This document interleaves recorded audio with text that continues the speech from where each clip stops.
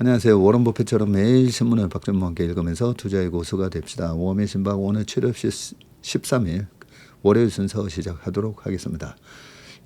월요일 시작하자마자 시장이 또 요동을 친다 그죠?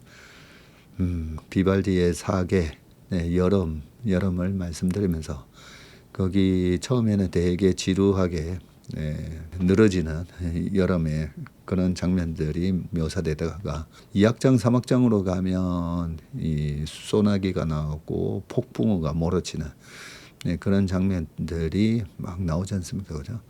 그러면서 주식시장도 봄, 여름, 가을, 겨울이 있고 뜨거운 여름에도 그렇게 폭우가 쏟아지고 천둥번개가 치는 그런 장면들이 나오듯이 그게 주식시장의 하나의 속성이라고 그런 말씀을 여러 번 이번 달에 말씀을 드리고 있는데 이런 변동성이 다 주식시장의 속성입니다. 이런 거에 익숙해지셔야 되고 지나고 나면서 이런 변동성이 항상 있을 수가 있는데 이럴 때는 나는 어떻게 대응했어야 되는가 거기에 대한 부분을 정리를 해보셔야 됩니다.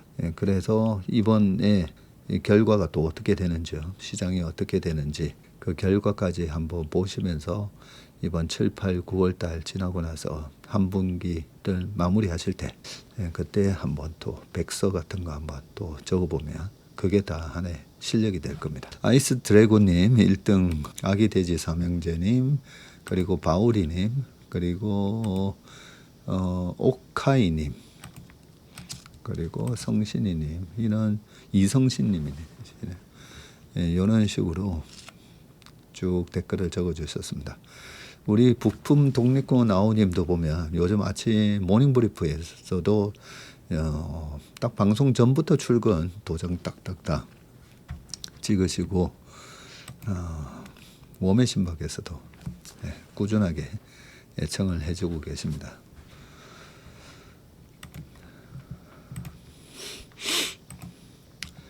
안녕하세요. 처음으로 댓글을 달아봅니다.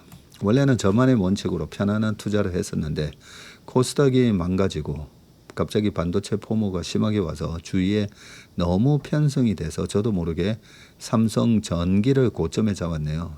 전무님 생각에는 홀딩이 맞는지 추매가 맞는지 손절이 맞는지 고견 듣고 싶습니다. 반도체와 같은 흐름 같은데 너무 많이 오른 감이 있지만 전고점이 다시 올까요?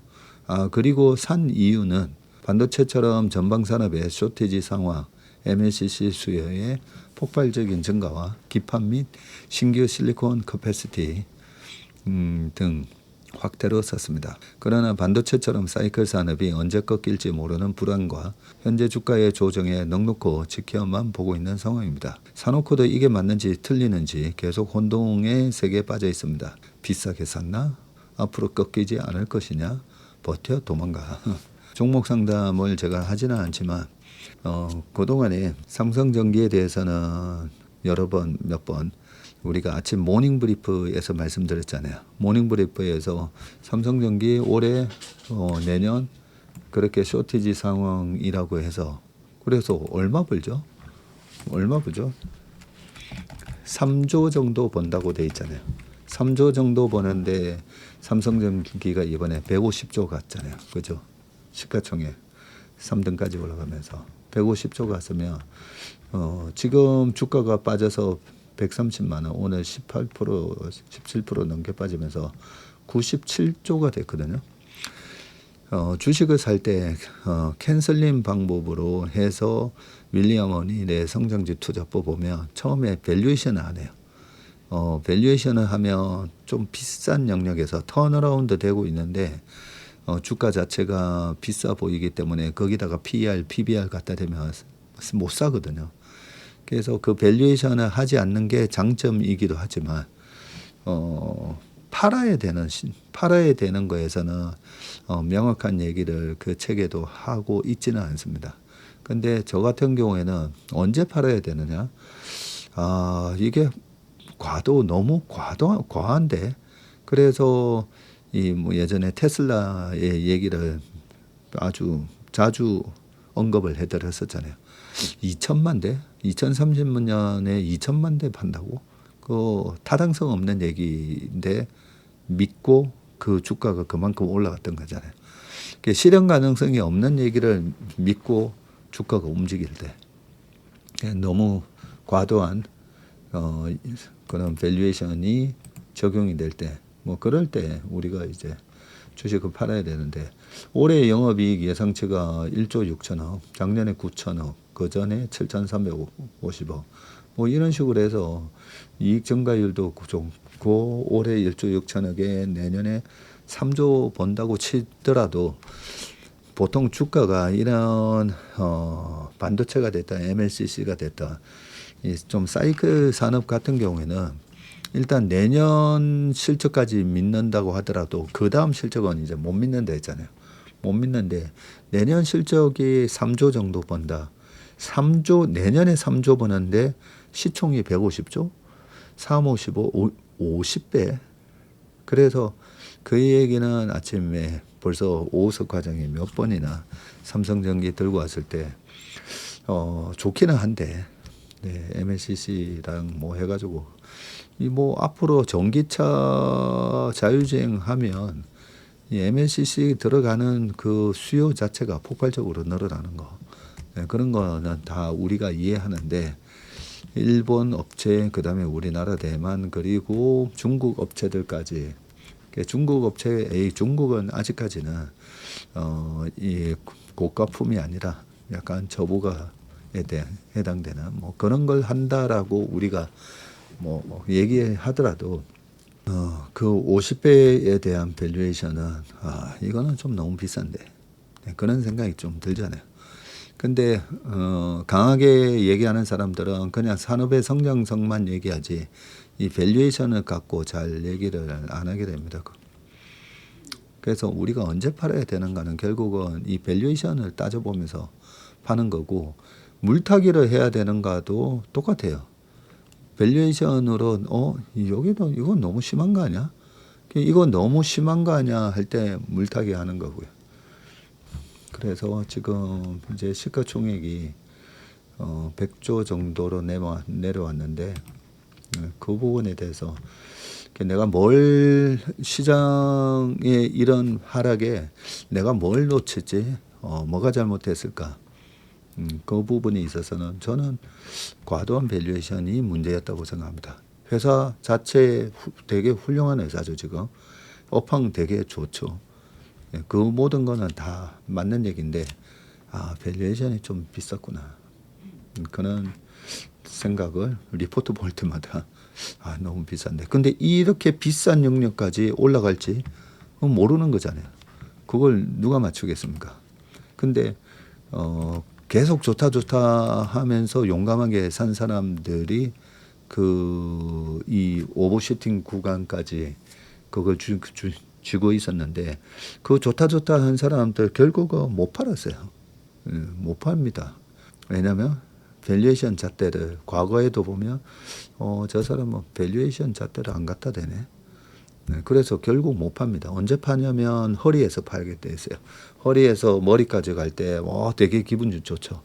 되게 기분이 좋은데 결국은 떨어지는 어깨든 귀에서 못 팝니다. 왜냐하면 밸류에이션을 무시하기 때문에 결국은 허리에서 팔게 돼 있다. 이 밸류에이션으로 봤을 때 어느 정도에서 사는 게 맞는가, 네, 그 부분은 한번 생각을 해보시면 좋을 것 같습니다. 그리고 설사 이번에 손실이 좀 발생하면서 많은 분들이 마음이 굉장히 많이 상하시고 속상하신 분도 많으실 건데 제가 말씀드렸잖아요. 일식집 투자해가지고 강북집 한 채 날리고 그런 여러 가지 시행착오 비싼 수업료를 내셔야 됩니다. 근데 그 비싼 수업료를 내면서 제가 다짐을 했잖아요.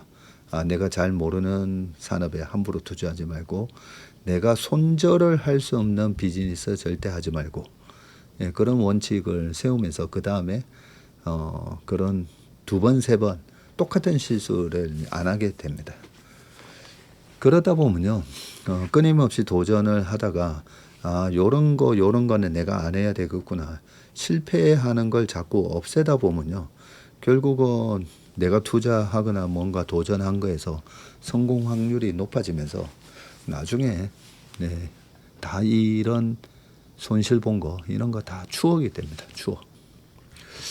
시작하셨네요. 오호 제가 몇 등인지. 이게 뭐라고 승부욕이 생기네요. 어머니 미나 북글씨 전시회 지방이라 갈 수 없는 아쉬움. 몸의 신박 시간 두루두루 안내해 주셔서 감사합니다 하셨습니다. 참사랑이 많으신 흔적이 예술은 잘 모르지만 붓자국에서 느껴졌습니다 하셨고요. 체슬리 아침 모닝 브리프에 웜의 신박에 최밀턴 영상까지 일주일이 순삭입니다. 월드컵 볼 시간이 없습니다. 체슬리랑 주식이 너무 재밌다는 게 함정입니다. 네, 주식 수수께끼님. 이번 하락장에 싸 보인다고 잘못 들어간 거 다 정리하고 거의 바닥 부근에서 한익 2배 다 사서 손절 금액 다 복구하고 오늘 다 팔았습니다. 모두 체슬리 덕분입니다. 와 정말 잘하셨네요. 그걸 2배짜리 들어가서 네, 그걸 복구를 하고 팔았다는 게 중요하잖아요. 팔았다는 게. 이야, 대단하십니다. 7월 월간 전망 이런 데도 다 댓글을 달아주셨는데 워미센버그는 1.5배로 들어도 들을 만한데 이건 몇 번을 봐야 이해가 되네요 하면서 그런 댓글도 달아놓으셨는데 야, 저도 좀 전에 그 7월 전망 올라온 거 다시 한번 쭉 보는데 1.5배가 아니라 1.7배로 해도 예, 보통 사람 말하는 속도처럼 들리더라고요. 네, 1.7배로 들으셔도 됩니다. 워머신박. 자, 다름 아니라 엊그제 하이닉스가 애프터마켓에서 200만 원 선이 깨지면서 너무 구입을 하고 싶었는데 방법을 잘 모르겠더라고요. 평소 구입하는 것처럼 애프터마켓에서도 예를 들어 삼성증권 앱에서 구입을 하면 되는 건지 단지 수수료가 조금 더 비쌀 뿐인 건지 궁금했습니다. 수수료가 얼마나 차이 나는 것인지도 궁금했고요. 그리고 저는 주로 매수할 때 제가 원하는 금액을 걸어 놓는데 이 금액은 애프터마켓으로는 연결되지 않고 장이 닫히면 모두 리셋되는 것일까요? 저도 잘 모르겠습니다. 근데 그 NXT 매매한다고 수수료가 다르고 그러지는 않을 건데요. 제가 랩 가입하는 게 목표였는데요. 2차, 3차, 4차 체슬리 1등 매니저 따라하기 잘 마치고 신한투자증권 해주식 체슬리 랩 가입했습니다. 최종 목표는 1임 하는 것입니다. 좋은 인연 되어주셔서 진심으로 감사합니다 하셨고요. 네, 감사합니다. 저도 1등 매니저 따라하기 하고 싶은데 어떻게 하면 되는지 알려주실 수 있을까요? 하셔서 1등 매니저 따라하기는 저희가 그냥 아무나 따라하다가는 나중에 이게 또 부작용이 있을 수 있을 것 같아서 저희 인턴십을 하고 계시는 분들 왜냐하면 그 인턴십에는 기업 분석 영상이랑 MP 변경이 어떤 식으로 이루어지는지 설명이 다 들어가거든요. 그런 설명까지 다 듣고 1등 매니저 따라 해야지 그런 설명 없이 그냥 무작정 네, 그 1등 매니저 포트폴리오 딱 보여주고 하는 거는 좀 아닌 것 같아서 저희나 어스의 입장에서는 뭐 이 구독자가 많으려면 아무나 다 따라할 수 있게끔 아무나 가입하실 수 있게끔 하면 훨씬 그 구독자가 많을 수가 있는데 근데 저희가 그 교육의 목적도 있고 해서 인턴을 하고 계신 분들한테만 네, 1등 매니저 따라하기를 제공하고 있습니다. 처음 댓글 남깁니다. 대표님의 인사이트에 감탄하며 공부하고 있습니다. 소액이지만 저도 주식 투자를 하고 싶었는데 아는 게 하나도 없었어요. 혼자 공부하기도 힘들고 어떤 정보를 믿어야 할지도 모르겠고 혼란스럽습니다. 1등 매니저 따라하기 저도 참여하고 싶은데 어떻게 하면 되나요? 네, 방금 네, 소개해드린 거와 같습니다. 여기 댓글 고정 댓글 창에 보면 인턴십 있잖아요. 그 인턴십을 먼저 가입을 하시고 그걸 한 3개월 정도 충분히 듣고 나서 네, 1등 매니저 따라 하시는 게 좋을 것 같습니다. KB랩 가입했는데 랩도 1임처럼 중간에 증액이 가능한가 봐요. 아니요. 증액은 아니고요. 아마 그 목표 전환형도 하시고 또 뭐 가격대가 이 정도면 해도 될 것 같은데 하셨을 때는 그 1년 성과형, 뭐 개방형 이런 식으로 네, 그 랩을 추가로 가입을 아마 하셨을 겁니다. 전문의 말씀하신 월드컵 특수 비율을 들으니 최근 팀쿡이 반도체 쇼티지를 두고 100년 만에 홍수라 했던 말이 생각납니다. 그만큼 지금 시장이 극단적인 초호황이라는 뜻입니다. 하지만 과거 21년 HMM 사례를 보면 실제 운임 지수가 정점을 찍기 8개월 전부터 주가는 이미 꺾이기 시작했습니다. 시장의 선반영이 그만큼 무섭다는 증거입니다. 반도체가 해운과 구조는 달라도 결국 같은 사이클 산업이라는 본질은 같습니다.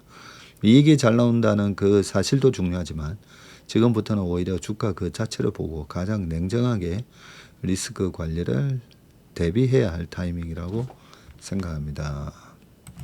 어머니 전시회 일정이 주말에는 어떻게 되는지 궁금합니다 하셔서 토요일날 이번에 한 몇 분이 오셨다가 문이 잠겨 있어가지고 그래서 일요일은 안 열고 토요일 오후에는 네 저희 어머니께서 아마 가 계시는 걸로 알고 있습니다. 제가 그건 확인해서 다시 한번 말씀드리겠습니다. 시장의 변동성을 보면서 많은 생각을 하게 됩니다. 결국은 좋은 종목을 보유하고 견디다 보면 좋은 날이 오겠죠. 좋은 종목을 적당한 가격이나 싼 가격에 사야 됩니다. 적당한 가격은 시장이 과열이지 않을 때, 네, 그럴 때 거래되는 가격이고요. 너무 많은 사람들이 특히나 방송에서 3개월 이상 어떤 섹터가 계속 얘기가 되잖아요. 2차 전지 때도 2023년 초부터 23년 7월 25일이었잖아요. 7월 25일 날 대상투 치고 이제 빠지게 되는데 한 6개월 내내 얘기가 되고 마지막에는 이 포모 현상을 자극하는 그런 얘기들이 많아집니다. 네. 우리 그 모닝 브리프나 이 주말 별주변에 우리 이꿈님이 되게 발랄하게 그렇게 얘기를 해주시니까 대부분은 괜찮으신데 표현하실 때 뭐 하이닉스 신님 뭐 이런 표현도 막 쓰시면서 하이닉스 신님 뭐가 어떤 주식을 신으로 막 이런 식의 그런 얘기들이 재밌게 이제 표현하시는데 실제로 그런 얘기들이 나올 때가 거의 이제 뭐 꼭지거든요. 그런 얘기들이 막 한 마지막 이 과열을 걱정하는 목소리가 나오는데 그런 걱정하는 목소리에도 마지막에 이제 보면 전문가 행세를 하는 사람들이 바닥에서는 얘기 못하다가 막 올라온 종목을 얘기를 많이 하잖아요. 보면 올라온 종목 지금도 사라 하다 보면 마지막에 이제 포모 현상이 일어나면서 오버슈팅이 나오거든요. 그러면 그 봐, 내 말이 맞지 뭐 이런 식이 되거든요. 그러니까 처음부터 좋게 얘기한 사람들도 있지만 뒤늦게 막 그런 주식을 얘기를 좋게 얘기하는 사람들이 보면 그런 부분들이 이제 포모를 야기시키고 그러면서 오버슈팅이 나왔을 때 그봐 맞지 그런 식이 되는데 결국은 거기서도 마찬가지로 밸류에이션을 해봐야 되고요. 그 밸류에이션을 할 때 그러면 아까 삼성전기는 50배라 했는데 그러면 삼성전자 하이닉스 내년 이익을 봤을 때는 뭐 어쩌고 저쩌고 많잖아요. 근데 내년 이익에 대한 부분을 믿을 수 있냐는 거죠. 이때까지 제가 애널리스트 분들이 한 번도 못 맞췄다 했잖아요.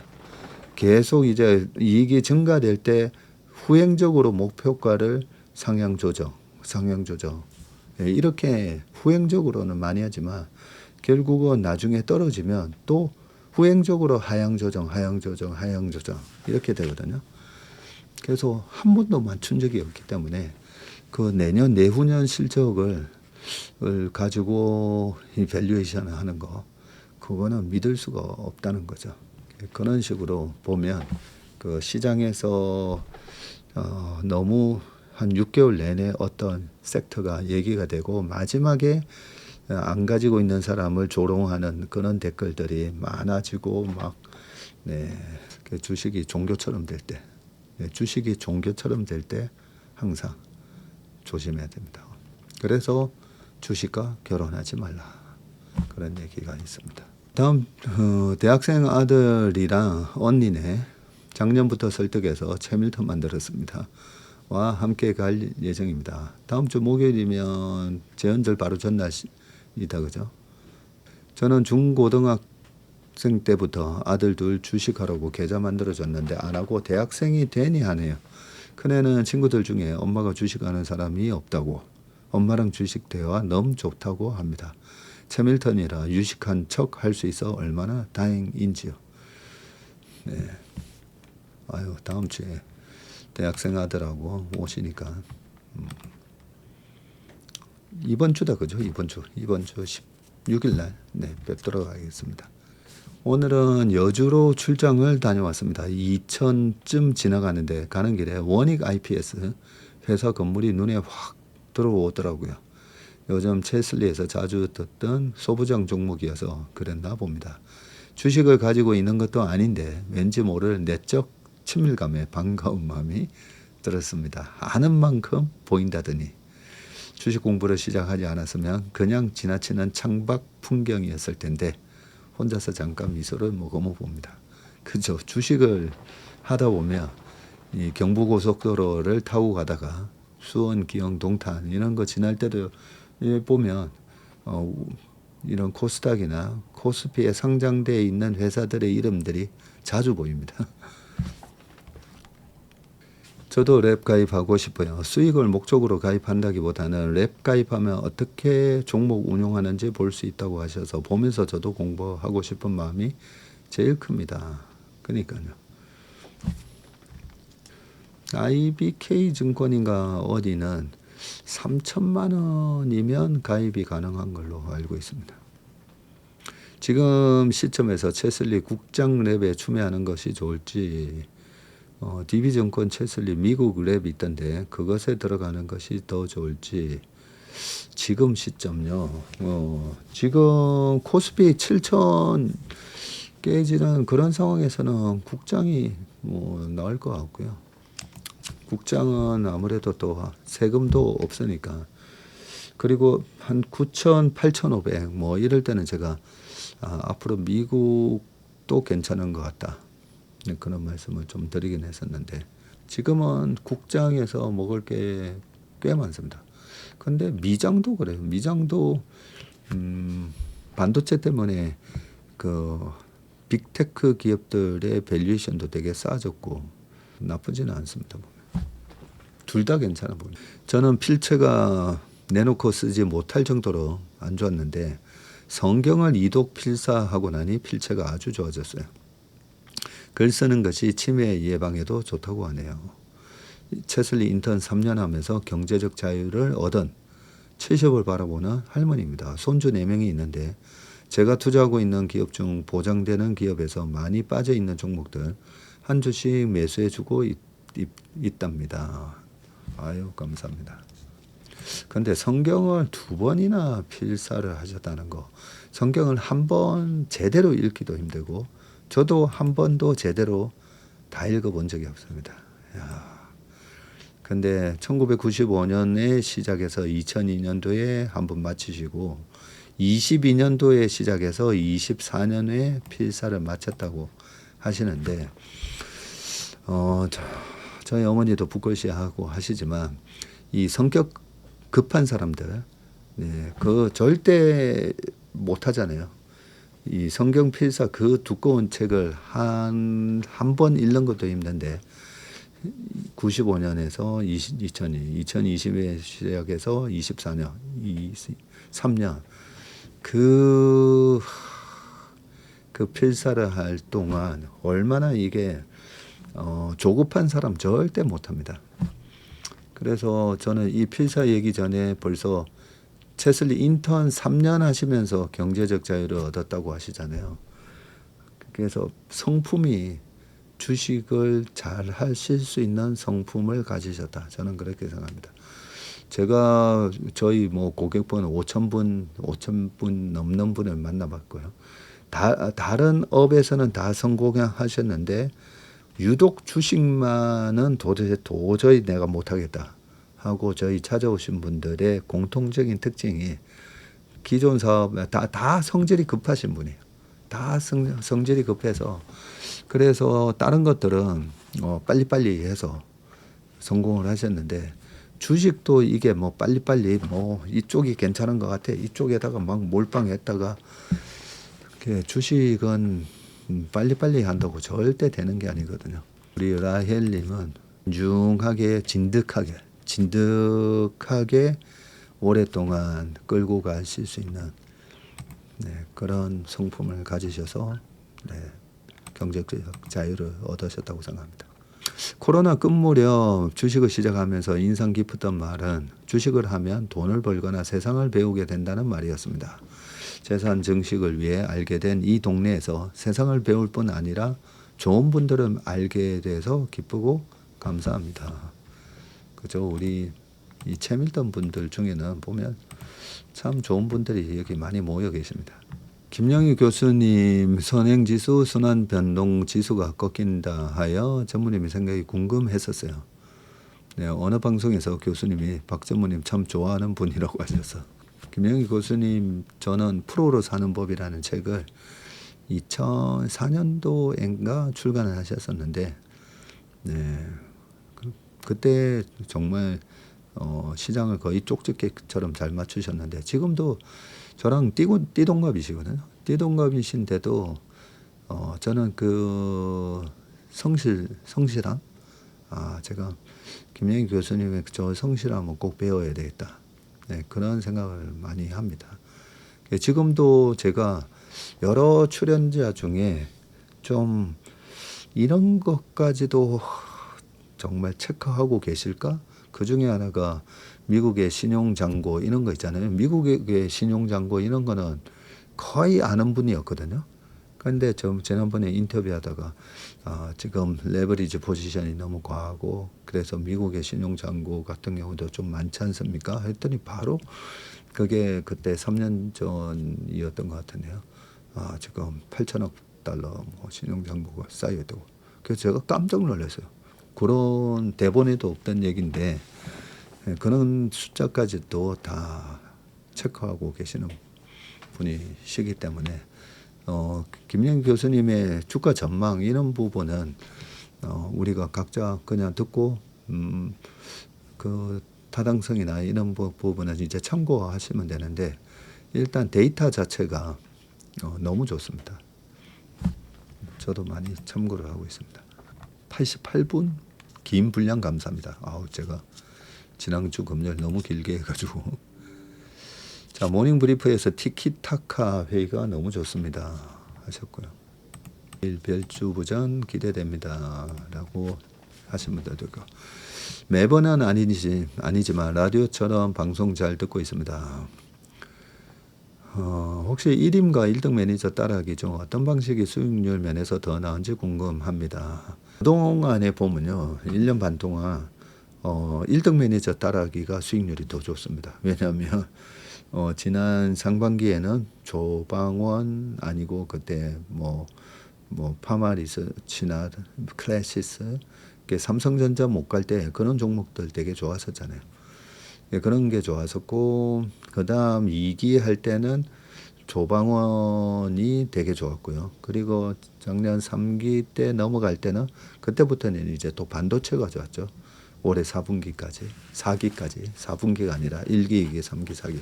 그래서 제가 지나고 보니까 와 이거 1등 매니저 따라하기 이 시스템대로 이림을 운용을 하면 야 이거 대박 나겠는데 뭐 그런 생각이 들더라고요. 그래서 그동안에 1임은 한 명의 포트폴리오 매니저가 운용을 하고 있다면 1등 매니저 따라하기는 저희 최슬리의 여러 명의 매니저들이 있잖아요. 그 매니저들이 다 따로 펀드를 운용하고 있는 건 아닙니다. 저를 포함해서 인하우스 리서치를 담당하는 직원들까지 다 각자 자기 MP를 제시를 하고요. 이번 달에는 이렇게 MP를 가져가는 게 좋을 것 같습니다라고 제시를 하는데 그 중에서 연초 이후로 가장 수익률이 좋았던 MP를 따라하는 게 1등 매니저 따라하기거든요. 근데 그게 할 때마다 바뀌었거든요. 할 때마다 1등이 4번 할 때 다 이렇게 바뀌었는데 이 변화무쌍한 시장을 한 명이 다 이래 쫓아갈 수는 없잖아요. 근데 1등 매니저는 이렇게 바뀌면서 결국은 지금 현재 시장을 제일 잘 따라가는 사람이 1등 매니저로 또 교체가 되는 식으로 하다 보니까 그래서 참 대단한 시스템을 만들었다 싶어서 다음에는 그렇게 한번 해보려고요. 지금 이제 약세장이 시작이 된 것 같다는 느낌이 한 달 전에 들었었는데 약세장이잖아요. 지금 보면 요 약세장의 분위기가 한 2-3달 정도 길게는 한 10월까지 생각을 하고 있고요. 그러고 나서 연말부터 내년에 강세장이 됐을 때 우리 일임도 1등 매니저 따라하기처럼 3개월 동안 3개월마다 이래 교체하는 식으로 그렇게 한번 해볼까 또 생각 중입니다. 시간이 너무 많이 지나서 이제 신문기사 읽어보도록 하겠습니다. 자, 첫 번째 기사 읽어보도록 하겠습니다. 에코프로 인리 투자로 전기차 150만 대 분 니켈 확보라고 되어 있는데요. 에코프로 그룹이 인도네시아 니켈 재련소 투자로 전기차 150만 대 분에 달하는 니켈 공급권을 확보할 전망인데 배터리와 전기차 산업의 핵심 원료인 니켈을 안정적으로 조달할 기반을 마련했다는 평가다. 에코프로 BM은 지난 3일에서 10일 국내외 기관 투자자를 대상으로 기업 설명회를 열고 1조 2천억 원 규모의 유상증자 추진 배경과 함께 이 같은 자금 사용 계획을 설명했는데 에코프로 그룹은 인도네시아 술라웨시에 건설 중인 BNSI 니켈 재련소 프로젝트의 대주주로 참여해서 1조 5천억 원을 투입하고 연간 니켈 3만 6천 톤 공급권을 확보할 방침이라고 합니다. 에코프로는 앞서 22년부터 총 8천억 원을 투자해서 인도네시아 재련소 4곳의 지분과 함께 연간 2만 9천 톤 규모 니켈 장기 구매 계약 물량을 확보했고요. 이번 BNSI 투자까지 완료되면 에코프로 그룹의 니켈 공급권은 연간 6만 5천 톤으로 늘어나게 되고 전기차 약 150만 대 규모의 배터리를 제조할 수 있는 물량이라고 합니다.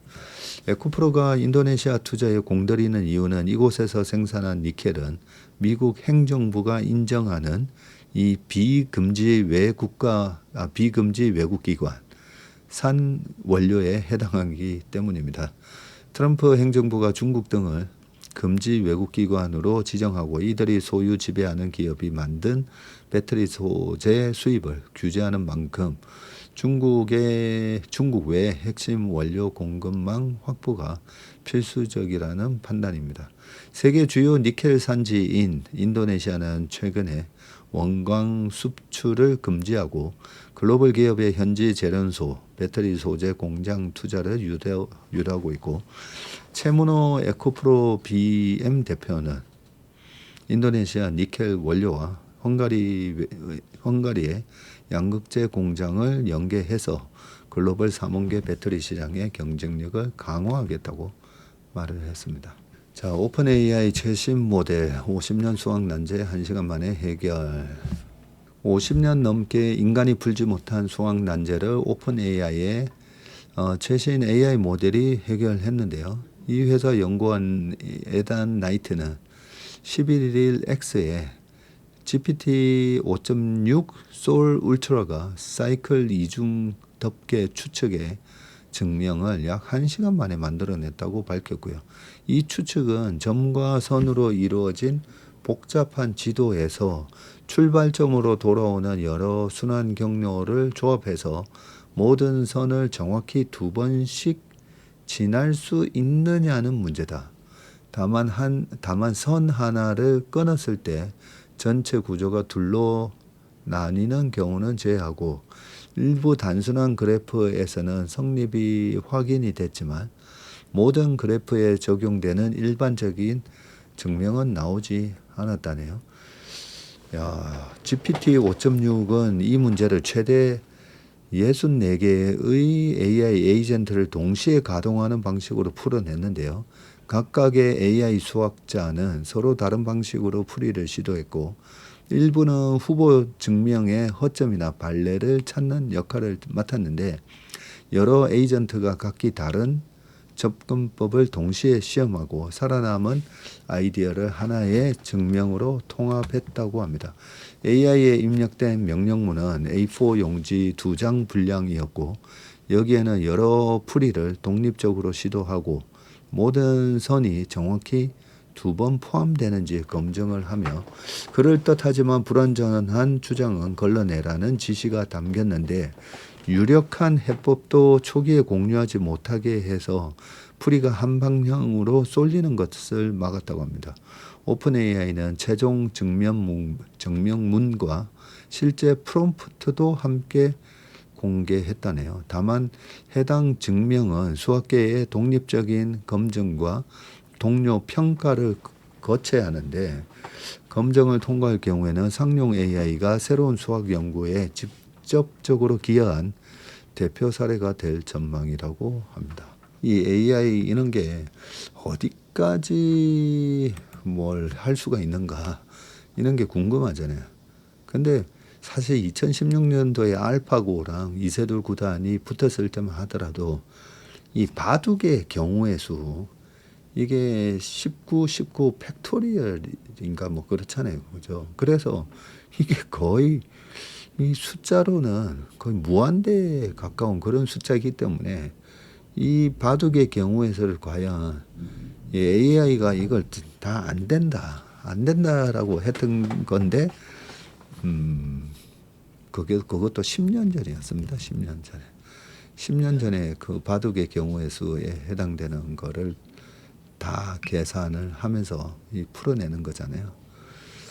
그래서 이 AI가 도대체 어디까지 근데 학습을 통해서 그 다음에 추론인데 이런 난제를 1시간 만에 해결했다 이런 걸 보니까 참 무섭습니다. 그죠? 하이닉스 미국 상장 성공이 도박판 증시 한국에 던진 경고. 하이닉스가 미국 ADR을 상장해서 40조 원을 조달했다. 외국 기업의 미국 증시 최대 기록이던 알리바바의 조달액 250억 달러를 넘어섰고 공모 가격도 전날 한국 증시 종가보다 3% 높은 149달러로 결정이 됐고 통상 ADR 공모가는 본주보다 낮게 책정되는 이 관례를 깼는데 미국 증시 역사상 처음입니다. 글로벌 무대에서 한국 첨단 산업의 기술력과 미래 가치를 인정받은 쾌거가 됐고요. 이번 상장은 증시가 기업의 자금 조달 창구라는 본연의 기능을 제대로 수행한 대표적인 사례인데 하이닉스는 조달한 자금을 용인 반도체 클러스터 구축 등 미래 첨단 설비 투자에 쓸 계획이고 국가 경제에 미치는 파급력도 큰데 공모자금 265억 달러는 2008년 금융위기 당시 한미 통화 수합에 필적하는 규모로 달러당 1,500원을 넘나들던 외환시장의 든든한 안전판이 됐다. 2008년 금융위기 이때 당시 한미통화수합이 10월 29일인가 그때 체결이 됐는데요. 그때 규모가 300억 달러 밖에 안 됐었군요. 큰 금액 아니었네요. 네, 300억 달러. 45조. 그때 당시에는 큰 돈이었죠. 그때 당시에는 2007년도에 우리나라 상장사가 버는 순이익이 한 70조 정도 됐을 겁니다.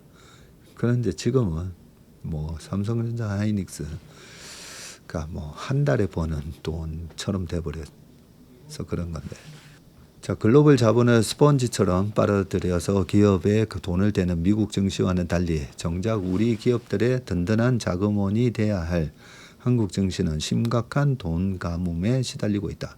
올해 1분기 국내 증시에 신규 상장한 기업은 9곳으로 1년 전 23곳보다 61%나 급감했네요. 기존 상장한 기업들의 유상증자도 얼어붙어서 자본 조달 창구라는 증시 기능이 사실상 마비된 상태다. 한국 증시가 제 기능을 못하는 근본 원인은 기업의 장기 성장보다 단기 차익에 몰두하는 투기적 투자 문화와 이를 부추기는 정부 정책이 있다. 정부는 주식 공급이 늘어나는 것을 막기 위해서 신규 상장 문턱을 높이고 유상증자를 규제했다는 비판을 받는다. 삼전 닉스 주가를 2배 추종하는 레버리지 ETF 출시를 주도해 한국 증시를 널뛰기가 반복되는 불안정한 시장으로 만든 측면이 있다. 하이닉스가 국내 증시에서 대규모 투자 자금을 조달하려 했다면 주가가 폭락했거나 당국의 규제에 막혀 시도조차 못했을 것이다. 하이닉스의 성공은 역설적으로 한국 증시를 향한 경고장이다.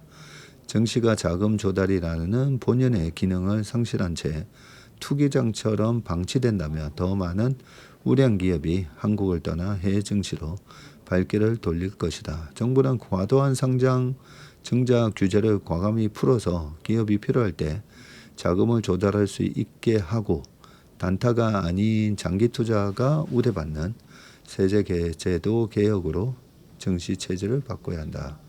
이게 ADR 상장을 하고 국내에 있는 주식의 수는 자사주를 오히려 소각하면서 국내 증시에 상장되어 있는 주식의 수는 오히려 줄어들고 미국에다가 ADR을 상장했기 때문에 그렇게 지금 이 킹 달러 상황에서 높은 환율에서 자금을 조달해 온 거잖아요. 그죠?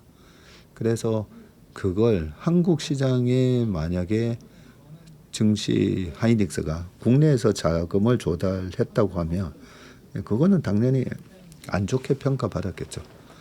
네, 국내에서 만약에 유상증자를 했으면 지금 이 시점에 왜 유상증자 하는데 그랬겠죠.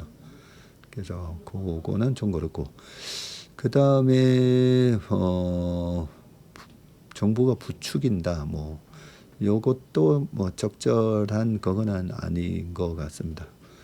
어쨌든 우리나라 증시가 잘 되고 기업의 가치가 그동안에 너무 저평가받았었잖아요. 2,500에서 왔다 갔다 하는 게 그게 정상이 아니었던 거죠. 그런 부분에 있어서 이제 좀 밸류업을 하고 밸류업이 되기 위해서는 투자자 뒤통수 치는 거 그런 거는 없어져야 되거든요. 그런 부분에 있어서는 최근에 많은 노력이 있었다라고 생각합니다. 그리고 2배짜리 상장 이거는 정부가 주도를 했다기보다는 이번에 2배짜리 ETF 상장할 때 제가 이 시점에서 이 시클리컬 산업인데 시클리컬 산업이 지금 바닥에서 삼성전자가 49,900원 찍었다가 지금 이렇게 올라왔는데 꼭 여기서 2배짜리를 꼭 해야 되나?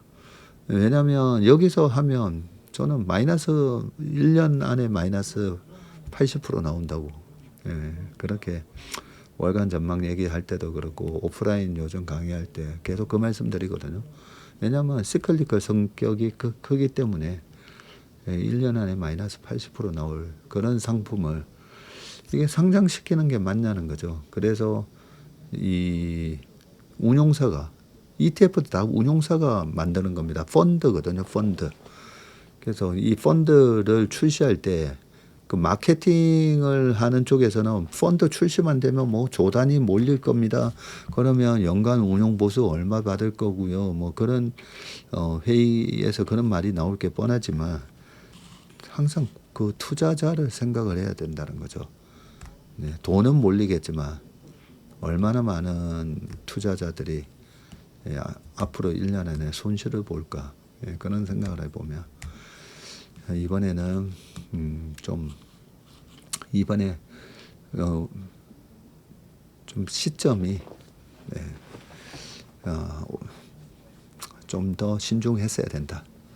그런 생각합니다. 근데 이게 자본주의에서도 주식 시장이 굉장히 탐욕적인 이 금융의 속성을 감안을 하면 이게 개선될지는 모르겠습니다. 그거는 우리나라만의 문제가 절대 아닙니다. 2008년 금융위기가 터진 이유가 이 월스트리트에서 그 탐욕적인 그걸 카지노식 카지노식 금융이라고 얘기하거든요.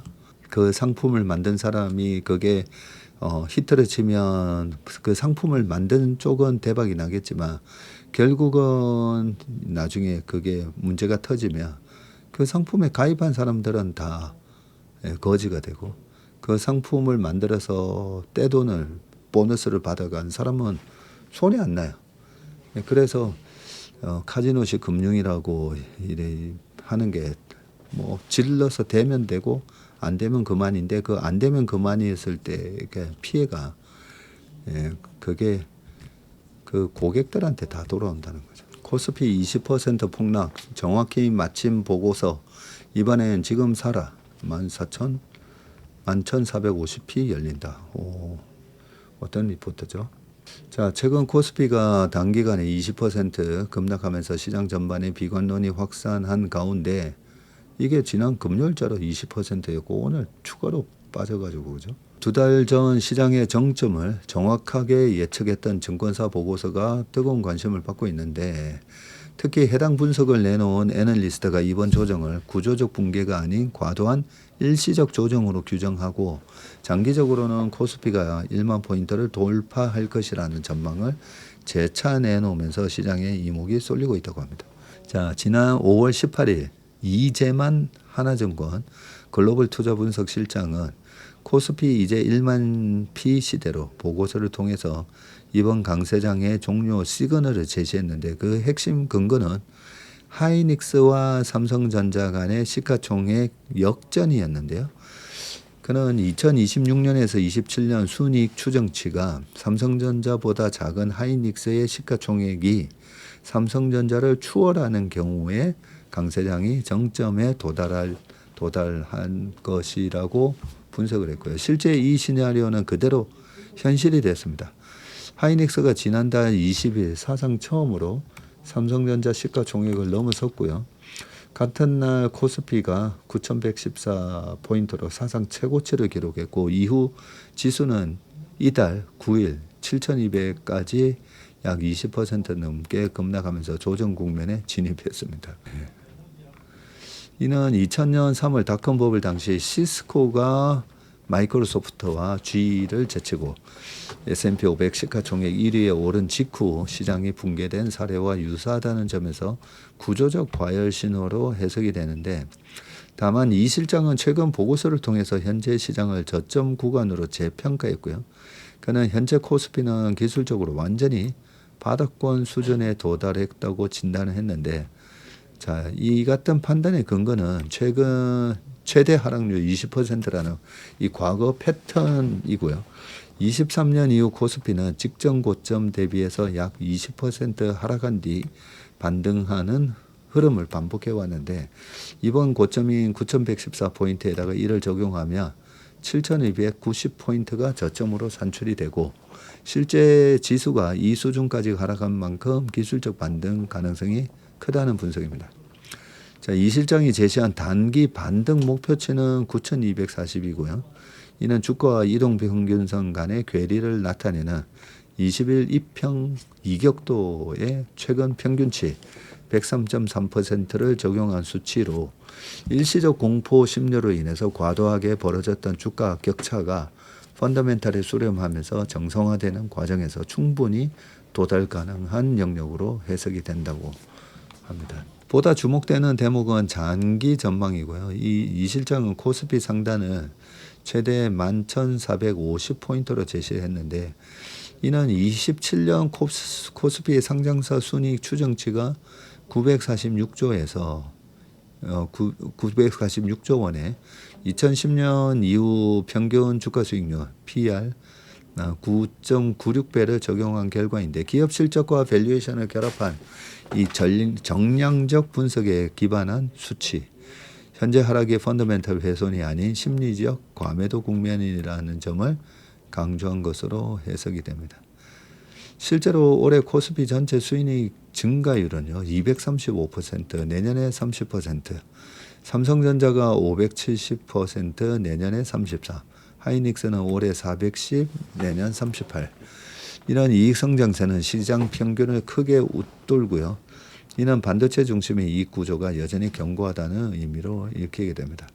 일각에서 제기되는 반도체 고점론과 AI 투자 둔화 우려에 대해서도 선을 그었는데 미국 빅테크들의 설비 투자는 올해 1분기 전년 대비해서 81% 증가한 데 이어서 3분기에는 90%까지 확대될 것으로 전망이 되고 다만 중장기적으로는 변수도 존재합니다. 빅테크의 잉여 현금 흐름, 프리캐시 플로우는 지난해 3분기에 518억 달러에서 올해 1분기에 191억 달러로 급감을 했고요. 투자 확대가 지속될 경우에는 올해 3, 4분기에는 일시적으로 마이너스 전환 가능성도 제기가 되는데 이후 내년 1분기부터는 다시 플러스로 전환이 되면서 투자 회수 국면에 진입할 것으로 전망이 됩니다. 이 중요한 부분이죠. 앞단이 빅테크가 계속 진로돼야 되는데 올 3, 4분기 되면 이 순회현금 흐름이 마이너스가 된다는 거죠. 영업으로 들어오는 현금보다 더 많은 캐펙스를 투자하면서 마이너스가 된다면 마이너스가 되면 주주 환원할 게 없는 거예요. 자, 이는 2027년 이후 투자 피크아웃 논란이 본격화될 수 있음을 시사하는 대목이지만 현 시점에서 이를 주가에 선반영해서 과도한 공포로 해석할 필요는 없다는 것이 그의 판단입니다. 결국 이번 급락은 구조적 붕괴가 아닌 단기 과열 해소 과정이라는 해석의 무게가 실리는데 과거 패턴과 밸류에이션, 이익 추정치를 종합할 때 현재 지수대는 저점 확인 구간에 가깝다는 분석이고 시장에서는 이미 해당 보고서를 찾아보는 성지 순례 현상까지 나타나면서 향후 전망에 대한 신뢰도 역시 높아진 분위기입니다. 다만 반도체 중심의 쏠림 구조와 글로벌 유동성 환경 변화는 여전히 주요 변수로 남아 있어서 향후 시장의 방향성은 실적과 투자 사이클의 균형 속에서 결정될 것으로 보인다. 이재만 실장님이 기가 막힌 예측을 한 거죠. 하이닉스가 전자시총을 앞설 때가 그때가 고점이 될 것 같다. 야, 거의 뭐 점쟁이에요, 점쟁이. 그죠? 그리고 이재만 연구원의 그동안의 그 자료 보면 분석이 기가 막힙니다. 이번 장에 참 대단한 예측 보고서를 했고 결국 다시 이번 조정이 이 2008년 같은 조정 아니라는 거죠. 아니고 강세장에서 나타나는 전형적인 그런 조정이다. 그런 말씀을 하고 계십니다. 자, 미장 13% 랠리, 국장에서는 마이너스 13%, 300만 닉스 간다. 지금 다양한 의견들이 나오고 있어서 비슷한 기사를 제가 가져왔습니다. 나스닥 시장에 성공적으로 대비한 하이닉스가 상장 첫날 13% 가까이 급등했지만 이 우리나라 시장에서는 지금 오늘 얼마로 끝났어요? 마이너스 15.37. 야, 184만 5천 원으로 끝났네요. 고점 대비 벌써 38% 빠졌습니다. 자, 종가 기준으로 하이닉스가 200만 원 밑으로 떨어진 것은 지난달 8일이 마지막이었고요. 하이닉스의 ADR이 나스닥 상장 첫날 흥행에도 불구하고 주가가 급락한 건데 증권가에서는 상장 호재의 선반영에 따른 재료 소멸과 2분기 실적 우려가 복합적으로 작용해서 주가를 끌어내린 것으로 보고 있는데 허재환 유진투자증권 연구원은 이 본주와 ADR의 디커플링 현상에 대해서 기본적으로 ADR 상장에 따른 기대감이 이미 국내 시장에 다 반영됐다는 재료 소멸 인식이 강하다면서 단기 차익을 실현한 자금들이 최근 흐름이 양호한 다른 업종으로 확산 이동하는 형태의 수급 움직임이 나타나고 있다고 분석했습니다. 자, 여기에 일부 외국계 기관을 중심으로 ADR 매수, 국내 본주 공매도 형태의 차익 거래 가능성이 제기되면서 본주 투자 심리가 위축됐다는 해석도 나오고 있고, 국내 증권가에서 제시된 올해 2분기 실적 컨센서스 하회 전망도 투자 심리에 부정적 영향을 끼쳤습니다. 근데 요 부분 같은 경우에 지금 ADR이 훨씬 비싸졌잖아요. 그러면 미국에서 이 ADR을 공매도를 때리고 한국 본주를 매수를 했었어야죠.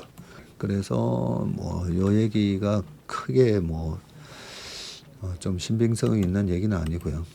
단지 국내 증권사에서 제기된 올해 2분기 이 실적 컨센서스 하회 전망이 큰 영향을 줬다고 생각합니다.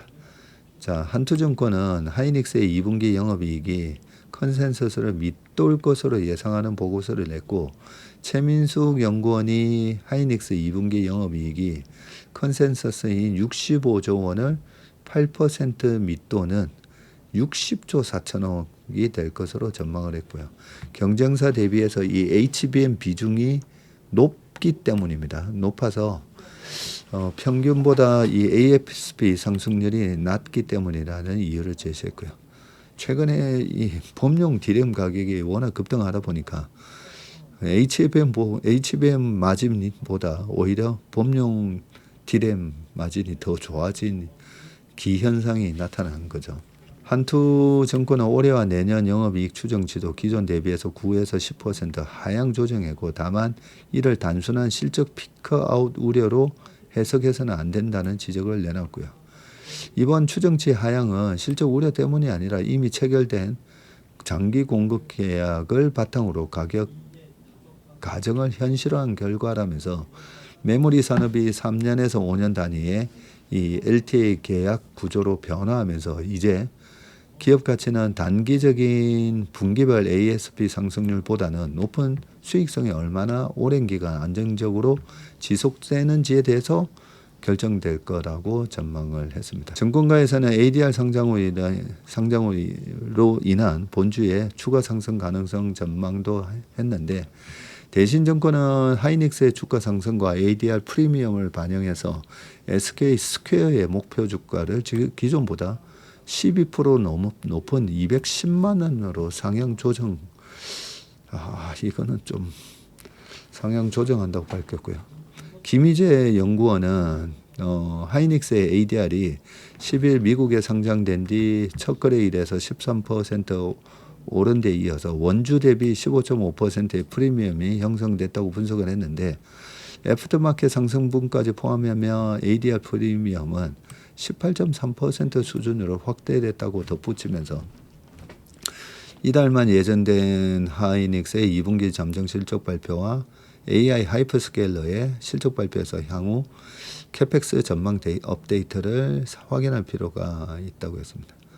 반대 매매와 레버리지 상품의 청산 압력 완화 등 국내 증시 유동성 상황을 지켜볼 필요가 있고, 이달 말 예정된 하이닉스의 2분기 잠정 실적 발표와 AI 하이퍼스케일러의 실적 발표에서 향후 캐펙스 전망 업데이트를 이거 방금 읽은 김석환 미래에셋증권연구원은 결국 현재의 수급 불안이 해소되기 전까지는 ADR 프리미엄만을 근거로 한 추격 매수보다는 변동성을 감안한 분할 접근이 적절한 것으로 보인다고 했습니다.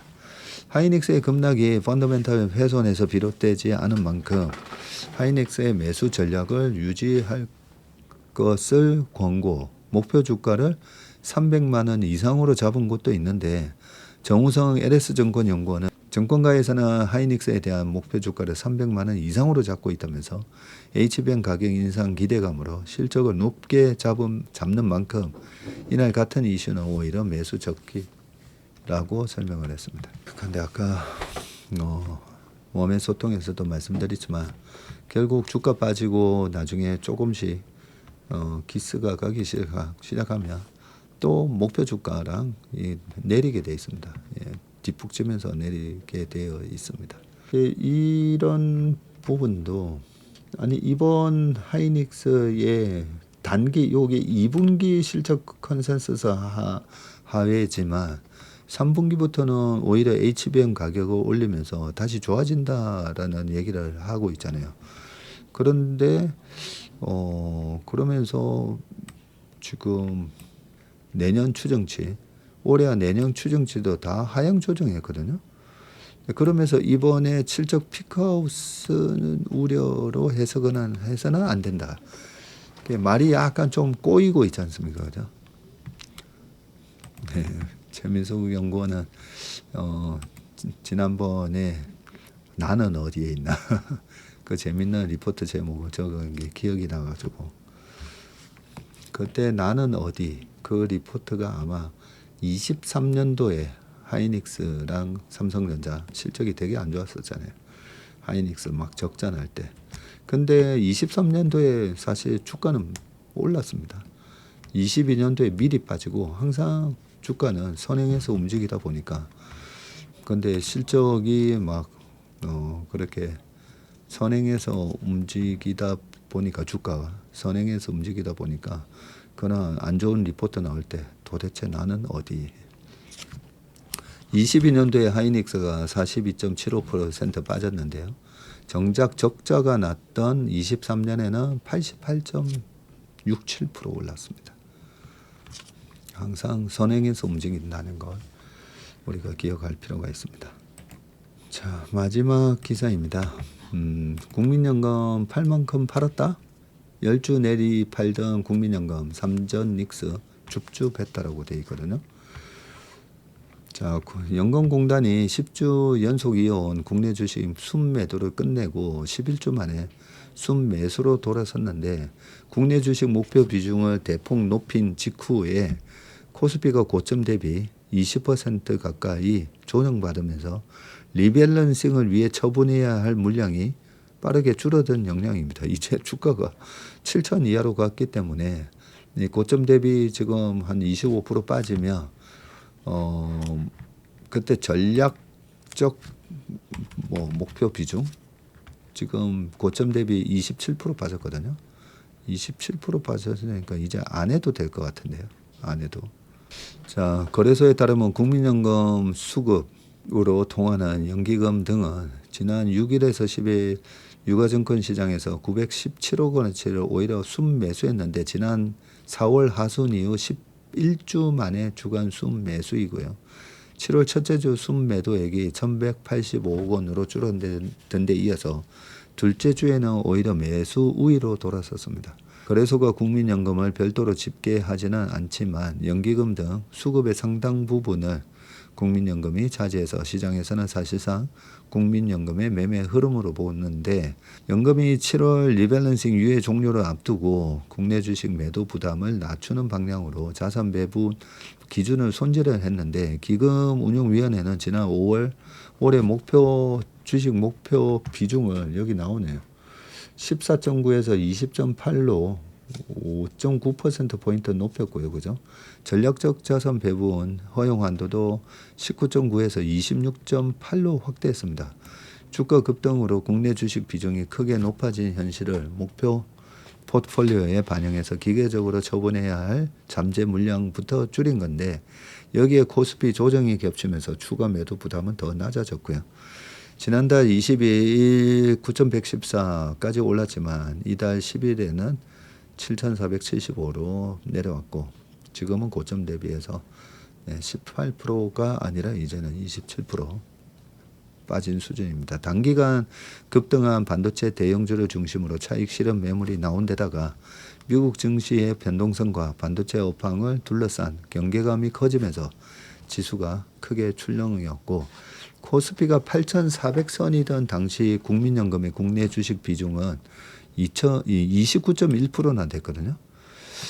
SAA 허용 상단이 26.8%를 2.3%포인트 웃도는 수준이었고 이후 지수가 7,000대로 내려오면서 보유 주식의 평가액과 전체 자산에서 국내 주식이 차지하는 비중도 함께 낮아졌을 것으로 추정이 됩니다. 목표 비중과 허용 상단을 높인 데 이어서 주가까지 하락하면서 초과 비중이 빠르게 축소된 셈입니다. 자, 국민연금의 리밸런싱 물량은 매도를 시작하는 시점에 확정되는 고정값이 아니고요. 국내 주식 평가액을 전체 기금 평가액으로 나눠서 비중을 산출하기 때문에 국내의 주식과 채권 가격, 환율이 움직일 때마다 이 매도 필요액도 달라집니다. 코스피 9,000선에서 산출한 초과 물량도 매도 기간에 지수가 내려 국내 주식 비중이 허용 범위 안으로 들어오면 모두 처분할 필요가 없어집니다. 해외 자산 가격 상승이나 원화 약세로 해외 자산의 원화 환산액이 늘어날 때도 국내 주식 비중은 상대적으로 낮아지게 되죠.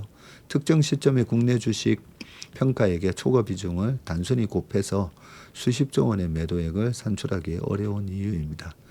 유예 종료 전부터 물량을 분산한 점도 부담을 들었는데 연기금은 지난 5월, 6월 유가증권 시장에서 약 5조 3,600억 원어치를 순매도했고요. 국민연금도 6월부터 시장 충격을 줄이는 방식으로 국내 주식 비중 조정에 나섰는데 새 지침에 따라서 소가 비중을 수개월에 걸쳐서 해소할 수 있게 되면서 유예가 끝난 뒤 물량을 한꺼번에 내놓기보다는 지수와 시장 유동성에 맞춰서 매도 강도를 조절할 여지도 커졌습니다. 지난주 수급에서는 국내 주식을 일률적으로 줄이기보다 선별적으로 다시 담는 움직임도 나타났는데 하이닉스를 1,100억 원어치 순매수했고 SOL과 삼성전자를 793, 720억 원어치를 사들였고요. 기아, 대한항공, 신한지주, 전자우 등도 순매수 상위권에 올랐습니다. 기계적인 매도 부담이 낮아지면서 반도체와 정유, 금융 등 업종별 전망에 따른 종목 교체가 이루어진 것으로 풀이되고 한 자본시장 관계자는 국민연금은 고점에서 계산한 초과 물량을 정해진 기한 안에 모두 처분하는 방식으로 운영하지 않는다면서 목표 비중을 크게 높인 뒤에 코스피까지 조정받았고 매도 기간도 길어진 만큼 실제 매도 필요액과 하루 수급 부담은 시장의 당초 예상보다 상당히 줄었을 가능성이 높다고 말을 했습니다. 연금 이사장님이 나오셔가지고 우리 뭐 한 50조 뭐 60조 파는 거 그거 말도 안 되는 얘기다 뭐 이런 얘기를 할 때 제가 아니 원칙대로 파셔야 된다고 얘기를 했잖아요. 원칙대로 그 우리나라 시장의 특성상 그 전략적 비중을 했는데 너무 과도하게 올라가면 팔아야 됩니다. 근데 그걸 갖다가 국민연금이 팔아서 나중에 뭐 이런 그런 약간의 이 부담을 갖고 그런 얘기를 하시는 것 같아서 아니라고. 국민연금이 뭡니까? 우리 노후자금이잖아요. 그리고 시장이 과열이 될 때 한번 생각해 보세요. 이 산이 높으면 골이 깊은 거거든요. 근데 국민연금이 이렇게 과열로 되는 국면에서 매도를 계속 때려서 만약에 7,500에서 9,300까지 가는 그 국면에서 매도를 계속 때려서 못 올랐다 치자고요. 못 올랐다고 치면 그러면 9,000에서 사는 사람이 없어지는 거잖아요. 그렇죠? 7,500에서 계속 만약에 매도를 해서 주가가 못 올랐다라고 치면 그 2배짜리 레버리지부터 해가지고 이 과열을 국민연금의 매도로 인해서 막아주는 역할이니까. 그리고 7,500에서 뭐 8,500 그 사이에서 매도가 계속 물량이 쏟아지면서 올라가려면 떨어지고 올라가려면 떨어지고 했으면 어쨌든 국민연금도 위에서 주식을 팔게 되니까 우리의 노후 좋아지죠. 그 다음에 설사 그 매도 물량을 사게 된 개인 투자자들도 과열해서 산 게 아니라 그나마 조금이라도 낮은 국면에서 사게 됐기 때문에 손해가 좀 덜 할 수가 있잖아요. 그래서 그 파는 거를 갖다가 그냥 원칙대로 하면 되는데 이번에 2,500 밑에서 전략적 비중이 16점 몇 프로일 때 13%까지 갔을 때도 사지 못하는 걸 보고 제가 아니 사야 된다라고 그런 얘기를 말씀드렸고 이번에도 마찬가지죠. 오히려 과열해서 마당에 불볕더위 마당에 물 한번 쫙 뿌려주는 것처럼 얼마든지 그걸 해도 되는데 그게 한 어떤 유튜브에서 막 국민연금이 뭘 매도를 뭐 하면서 나쁘게 얘기하는 걸 제가 보면서 거기 그런 거에 부담 갖지 말라는 거죠. 그냥 원칙대로 우리 노후 자금이니까 원칙대로 하시라고. 그런 것들이 늘 아쉽습니다. 그래서 연기금의 그 운용 뭐 관련된 무슨 자문단이나 여기에 속해 있는 그런 분들 보면 전문성이 없는 분들이 많이 들어가 있거든요. 그런 것도 저는 좀 개선이 이번에 이루어져야 되지 않는가 그런 생각이 들었습니다. 네, 오늘 워맨신박 월요일 순서는 여기까지 하겠습니다.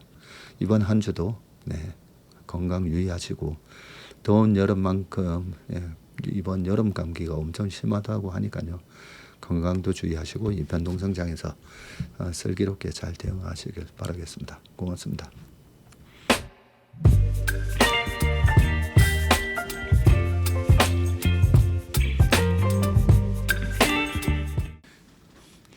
안녕하세요. 채슬리 투자자문의 박세익입니다. 최근 저와 채슬리 이름을 도용해서 투자 사이트라든지 밴드, 텔레그램, 카톡 채널 등에서 이 리딩방으로 유도한 뒤에 금전적인 피해를 입히는 이 사칭 사례가 빈번하게 지금 발생하고 있습니다. 저를 비롯해서 저희 채슬리 투자자문의 임직원들은 SNS나 온라인 채널 등을 통해서 일체의 투자자문 활동을 하지 않고 있습니다. 저희는 정식 자문을 하기 위해서는 반드시 저희 회사에 내방하셔서 계약서 작성 절차를 거쳐서 진행되기 때문에 이외의 모든 유료 무료 지금 투자자문 행위는 불법이므로 각별히 주의하시길 바라겠습니다. 의심스러운 채널이나 메시지를 받으시면요, 피해를 방지하기 위해서 즉시 신고하시거나 삭제하시길 바라겠습니다. 대부분의 사례가 이 사칭 사례에 피해를 보신 분들의 핸드폰을 제가 보면 이 방에 오셔서 무료로 투자를 도와드립니다. 뭐 이런 얘기를 하고 있고요. 거기에 보면 어떤 밴드로 특정 밴드로 유도한 다음에 돈을 송금하라고 되어 있습니다. 그 과정에서 저희하고의 일체 계약 관계가 없기 때문에 그렇게 돈을 송금하라고 하는 부분에 있어서 특히나 유의를 좀 해주시기 바라겠습니다. 저뿐만 아니라 많은 또 저희 업계의 유명인을 사칭한 그런 사칭방도 많이 지금 기승을 부리고 있는데요. 공통적인 특징이 앞으로 몇백 %가 날 급등주를 알려줄 테니까 이 방에 가입을 하라. 그러고 난 다음에 금전적인 부분을 갖다가 송금을 요청하는 그런 형태의 수법을 쓰고 있기 때문에 그렇게 무료로 주식을 알려드립니다. 이런 문자를 받으시면 바로바로 삭제를 하시길 바라겠습니다.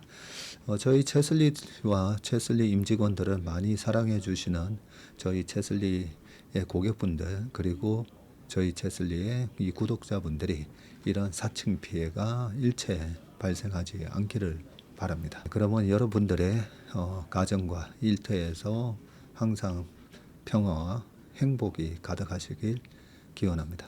감사합니다.